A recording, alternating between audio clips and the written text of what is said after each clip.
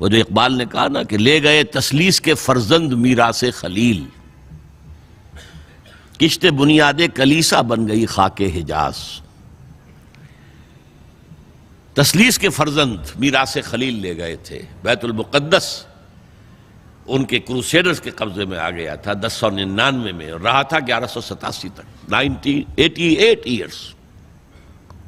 لے گئے تسلیس کے فرزند میراث خلیل۔ تو میراث موسوی جو تھی وہ منتقل ہو گئی محمد رسول اللہ صلی اللہ علیہ وسلم رات کی امت کو، ان کا قبلہ کینسل، یہ قبلہ آ گیا۔ تو سب سے زیادہ دکھ تو انہیں تھا۔ اب جو وہاں سے کاؤنٹر ریولوشنری موومنٹ آئی ہے وہ عبداللہ ابن سبا یہودی۔ بعض لوگ آج یہ بھی کہہ دیتے ہیں کہ یہ تو ایک ایسی ہی افسانوی شخصیت ہے، کوئی اس کا وجود ہی نہیں تھا، بڑی زیادتی کرتے ہیں، خاص طور پر ہمارے بعض اہل تشیع یہ کہتے ہیں، حالانکہ ان کی کتابوں کے اندر درج ہے کہ حضرت علی نے عبداللہ ابن سبا اس کے 40 ساتھیوں کو آگ میں زندہ جلوایا۔ رجال کشی کے اندر دیکھ لیجیے لکھا ہوا موجود ہے۔ لیکن چونکہ کچھ لوگوں نے شیعت کے لیے لفظ سبائیت استعمال کرنا شروع کر دیا، اس لیے وہ ڈیفنس میں کہتے ہیں نہیں سبا تو یہ تو افسانوی شخصیت ہے، سبا کوئی تھا ہی نہیں عبداللہ ابن سبا۔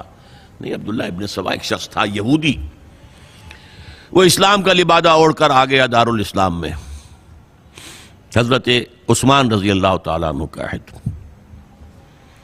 اور ایک مغالطہ میں چاہتا ہوں کہ ان دی فرسٹ انسٹنس دفع کر دوں۔ عام طور پر اتنی غلط طریقے سے تاریخ بیان ہوئی ہے کہ حضرت عثمان کے عہد خلافت کو سمجھتے ہیں پورا کا پورا عہد خلافت غالباً فتنوں ہی کے اندر تھا اور اختلافات ہی تھے اور خانہ جنگ۔ معاذ اللہ، ایسا نہیں تھا۔ طویل ترین دور جو ہے دور خلافت حضرت عثمان کا ہے، 12 سال۔ حضرت ابوبکر کے 2.5 سال، حضرت عمر کے 10 سال، دونوں کو جمع کریں گے تو عثمان کا، اور اس میں 10 سال بالکل اسی شان کے ہیں جو حضرت عمر کے خلافت کے شان ہے، کوئی اختلاف نہیں۔ اور فتوحات کا دائرہ بڑھتا چلا جا رہا ہے، تھمتا نہ تھا کس چیز سے سیل رواں ہمارا۔ اس کے آخری ایام میں یہ شخص آیا اور اس نے ایک تو یہ کیا کہ پرانی جو قبائلی عصبیت تھی اس کو زندہ کیا۔ خلافت تو بنو ہاشم کا حق ہے، محمد ہاشمی تھے صلی اللہ علیہ وسلم۔ ہاؤ کم یہ ایک بنو امیہ کا شخص کیسے بیٹھا ہے؟ دیکھیے اس شخص نے کتنا انتظار کیا۔ حضرت ابوبکر بنو امیہ میں سے نہیں تھے، لہذا یہ فتنہ اس کے خلاف نہیں ہو سکتا تھا، کیونکہ چشمک جو تھی وہ بنو امیہ اور بنو ہاشم کی تھی، بڑی پرانی تھی۔ یہ بڑے برابر کے یہ دو کلینز جو تھے مد مقابل تھے ایک دوسرے کے، باقی چھوٹے قبیلے تھے، بنو تیم ہیں، بنو عدی ہیں، لیکن مقابلہ تھا بنو امیہ اور بنو ہاشم کا۔ حضرت ابوبکر بنو تیم میں سے، حضرت عمر بنو عدی میں سے، بنو امیہ میں سے حضرت عثمان۔ اب اس کو موقع ملا، اب آیا یہ اموی، یہ بن گیا۔ یہ سب غاصب ہیں، ابوبکر بھی، عمر بھی، عثمان بھی۔ خلافت پہلے دن سے علی کی ہے اور اس کو ملنی چاہیے۔ اس سے آگے بڑھ کر، اور علی تو خدا ہے، انکارنیٹ، گاڈ انکارنیٹ، یہ اس کا عقیدہ جو اس نے پھیلایا۔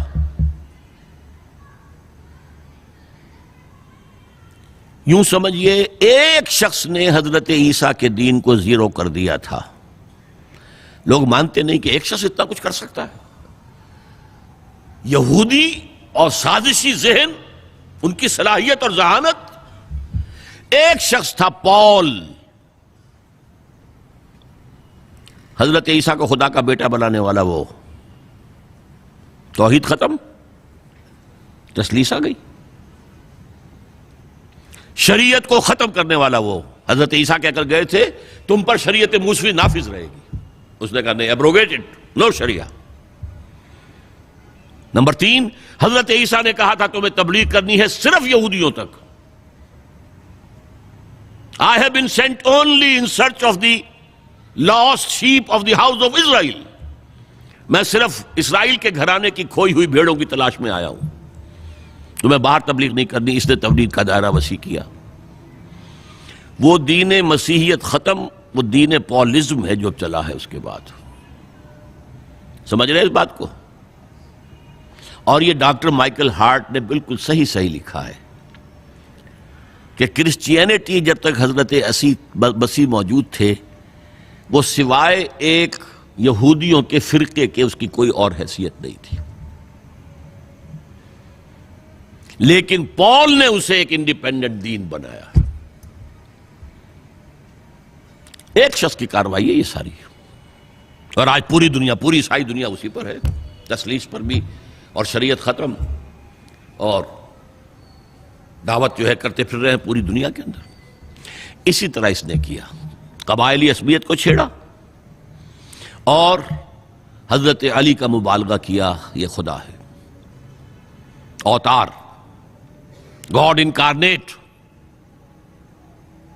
تیسرا کام کیا کیا کہ حضرت عثمان رضی اللہ تعالی عنہ اور ان کے جو عاملین تھے، گورنر کوفے کا ہے، گورنر شام میں دمشق میں ہے، گورنر مصر میں ہے، ان کے خلاف پروپیگنڈا شروع کیا. یہ بیت المال میں خیانت کر رہے ہیں، یہ غبن کر رہے ہیں، یہ اپنے عزیزوں کو جو ہے پال رہے ہیں، ان کو دے رہے ہیں، وہ اقربا پروری کر رہے ہیں، اور یہ کر رہے ہیں، اور ٹیکنیک کیسی عجیب. کوفے میں کوفے کے گورنر کے خلاف بات نہیں کریں گے، دمشق اور مصر کے گورنر کے خلاف بات کریں گے. اب کہاں دنیا کے پاس ذرائع تھے کہ کوئی ویریفائی کرے بھئی یہ بات صحیح ہے کہ نہیں ہے، غلط ہے؟ نہ کوئی ذرائع رسل و رسائل ہیں. اور اگر آپ کوفے میں کھڑے ہو کر عثمان نے یہ کر دیا، عثمان نے یہ کر دیا، عثمان نے یہ کر دیا، یہ کر دیا، اب کون اس کو جو ہے اس کی تحقیق کر سکے گا؟ دمشق میں گئے ہیں تو دمشق کے گورنر کے خلاف کچھ نہیں، عثمان کے خلاف، اور کوفے کے گورنر کے خلاف، اور مصر کے گورنر کے خلاف. مصر میں گئے ہیں تو اس کے خلاف کچھ نہیں، دمشق اور کوفے کے گورنر کے خلاف اور عثمان کے خلاف. اور پھر ہر طرف سے بلوائیوں کو لا کر گھیراؤ کر لیا حضرت عثمان کے گھر کا. یہ تحریک ہے جو بہت زبردست کامیابی سے ہمکنار ہوئی. یہودی سازش. اب تمام صحابہ کہہ رہے ہیں حضرت عثمان سے کہ آپ ہمیں موقع دیں کہ ہم ان کا سر کچل دیں. آپ فرماتے ہیں نہیں، یہ مجھ پر الزام لگا رہے ہیں نا، میں وضاحت کرتا ہوں. اپنے گھر کی چھت کے اوپر کھڑے ہو کر آپ نے کہا دیکھو یہ میں نے نہیں کیا، یہ میں نے نہیں کیا، میرے یہ احسانات بھول گئے ہو. حضرت علی نے مسجد نبوی میں کھڑے ہو کر جتنے الزامات لگائے تھے ان سب کی طرف سے برات کا معاملہ کیا کہ جھوٹ کہہ رہے ہو تم، عثمان پر کوئی غلطی جو ہے، کوئی خیانت ثابت نہیں. لیکن جنگ کی اجازت حضرت عثمان نہیں دے رہے. یہ میرے خون کے پیاسے ہیں نا، جب تک قتل نہیں کر لیتے جرم کہاں ہے؟ جب قتل کر لیں گے تم قصاص دے لینا. لیکن میں کسی کلمہ گو کی جان نہیں لینا چاہتا، صرف اپنی جان کے تحفظ میں. یہ ہے عزیمت کا پہاڑ. لوگ کہتے ہیں کمزور تھے. جان بچانے کے لیے تو آدمی پتہ نہیں کیا کچھ کر بیٹھتا ہے، اور طاقت ہو تو طاقت کو کیسے استعمال کرے گا.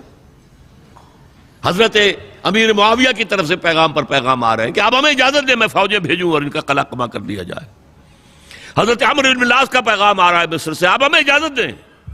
طلحہ، زبیر، علی اجازت مانگ رہے ہیں مدینے کے اندر، آپ اجازت دیں کہ ہم جنگ کریں ان سے. نہیں.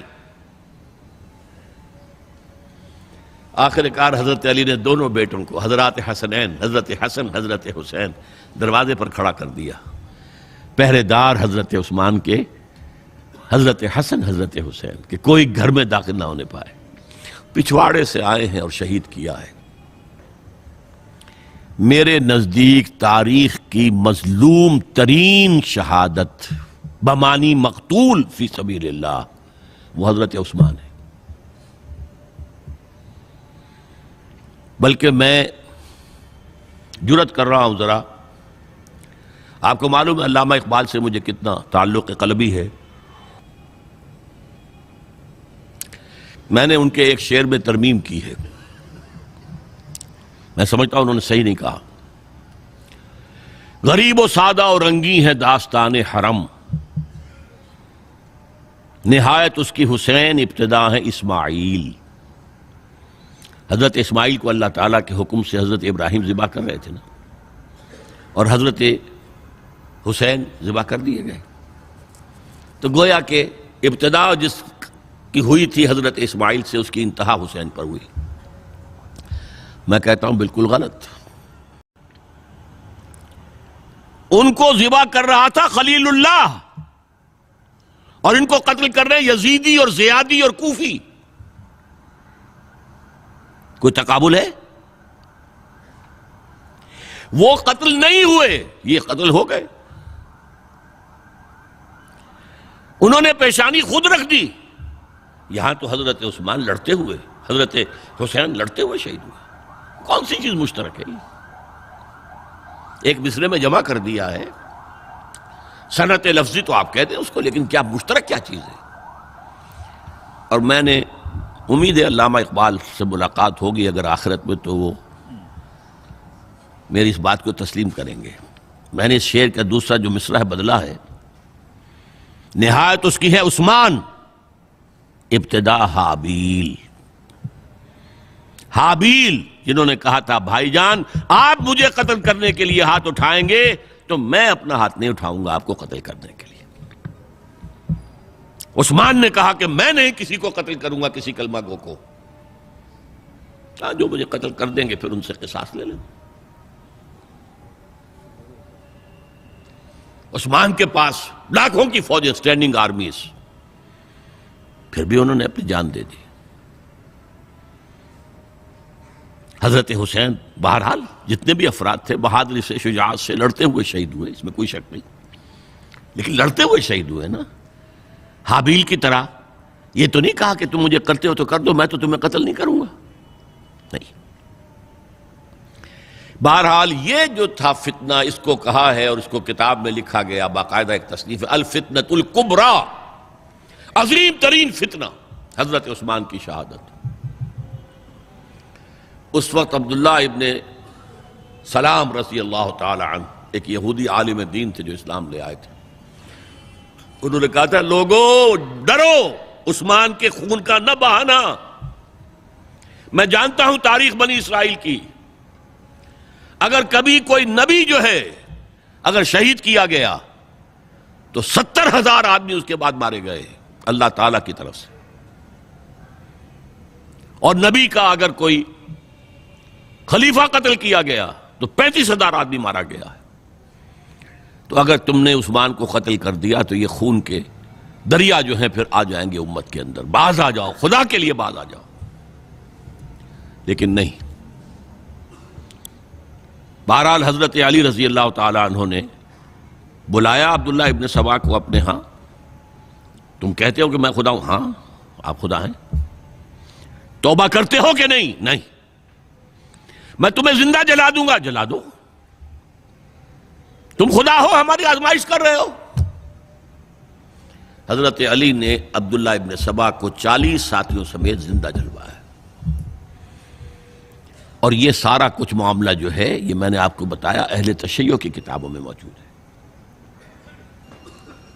بہرحال یہ فتنۃ الکبریٰ ہے، جس کا نتیجہ کیا نکلا ہے آپ اچھی طرح سمجھیے۔ وہ شہادت علی الناس کا جو سیلاب جا رہا تھا،